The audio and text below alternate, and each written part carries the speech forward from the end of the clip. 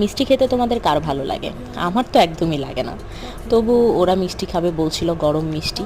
তাই ভাবলাম আচ্ছা যাক, গরম মিষ্টি যেহেতু এক দুটো খাওয়াই যায়। তাই আমরা সবাই মিলে বেরিয়ে পড়েছিলাম আর যাচ্ছিলাম পোড়াবাড়িতে। আর তোমরা সবাই নিশ্চয়ই শুনেছো পোড়াবাড়ির চমচম অনেক বিখ্যাত। তাই আমরা এই গ্রামের রাস্তাটা দিয়ে চলে যাচ্ছিলাম পোড়াবাড়ির উদ্দেশ্যে। আর গ্রামের রাস্তাগুলো না ভীষণ সুন্দর হয়, মানে চারপাশে গাছ, তেমন কোনো যানবাহন নেই, একদম কোলাহল মুক্ত, বেশ ভালো লাগছিল। তারপর ফাইনালি চলে এসেছিলাম আমরা চমচমের দোকানে। কিন্তু ঈদের সময় ছিল, তাই গরম মিষ্টি ভাজা হচ্ছিল না। শুনে আমার বেশ খারাপই লাগলো, কারণ আমি গরম মিষ্টি খাবো বলে এসেছিলাম, কারণ মিষ্টি আমার একদম পছন্দ না। আর এই যে এই দুটো হ্যাংলাকে দেখো, মানে মিষ্টি হলেই হয়েছে এদের, এরা এসেই খেতে বসে পড়েছে। ওদের দুজন ছাড়া আমরা কেউই মিষ্টি খাইনি। আর মিষ্টি খেয়ে বেরোতে দেখলাম রাত হয়ে যাচ্ছে, তাই আমরা বাসার উদ্দেশ্যে রওনা দিয়েছিলাম।